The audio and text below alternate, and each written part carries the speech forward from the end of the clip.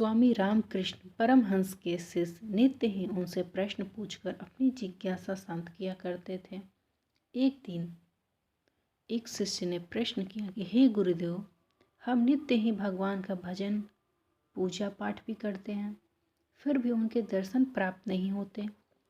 प्रश्न सुनकर स्वामी जी मुस्कुरा कर रह गए।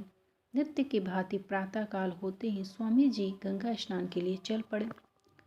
उनके पीछे वही जिज्ञासु संत भी गंगा तट पर पहुंच गया। स्वामी जी ने उससे कहा, मैं तट पर खड़ा हूँ, पहले तुम स्नान कर लो। गुरु की आज्ञा मानकर शिष्य ने नदी में प्रवेश कर डुबकी लगाई। डुबकी लगाकर जैसे ही उसने अपना सिर बाहर निकाला, स्वामी जी ने तुरंत ही उसका सिर दबाकर जल में डुबो दिया। स्वामी जी ने इस क्रिया को 3 बार किया। ऐसा करके स्वामी जी ने उसे बाहर आने को कहा। जब वह बाहर आया, उस समय उसकी सांसें उखड़ी हुई थी। पीड़ा से छटपटाने के कारण हृदय की धड़कन भी तेज हो गई। अब स्वामी जी ने गंगा में स्नान किया और फिर अपने शिष्य को लेकर आवास पर आ गए। स्वामी जी ने मेरे साथ ऐसा व्यवहार क्यों किया, यह सोचकर वह पूरे रास्ते विचलित हो रहा था। संध्या समय स्वामी जी के चरणों में बैठा वह शिष्य अपने प्रश्न का उत्तर पाने को आतुर था। स्वामी जी ने उनके अंतर्मन की आवाज को सुनकर कहा, पुत्र, मेरा कल का व्यवहार तुम्हारे प्रश्न का उत्तर ही तो था। जैसे जल से बाहर निकलने को तुम बेचैन होकर छटपटा रहे थे, उसी प्रकार जब तुम्हारे हृदय में प्रभु दर्शन की तड़पन पैदा होगी, तब श्री भगवान कृपा कर तुम्हारे सामने प्रकट हो जाएंगे।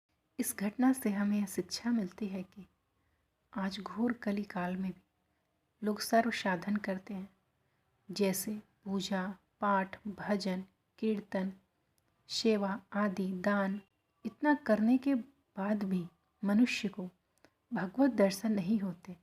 इसका मूल कारण यही है कि कहीं ना कहीं कुछ कमी तो हम में ही है। जैसा कि आपने इस घटना से सुना, हमारे अंदर वह तड़प होनी चाहिए जो मछली को पानी के लिए होती है। निश्चित ही भगवत दर्शन होगा। आज भी ऐसे अनेक उदाहरण महात्माओं के द्वारा दिए जाते हैं।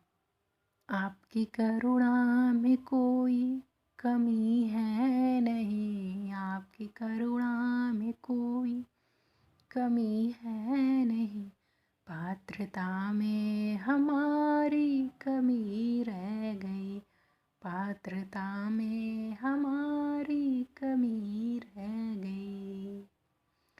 हरि शरणम। मिलते हैं कैसी सत्य और रोचक घटना के साथ नेक्स्ट वीडियो में। तब तक के लिए जय हिंद, जय भारत, जय श्री राम।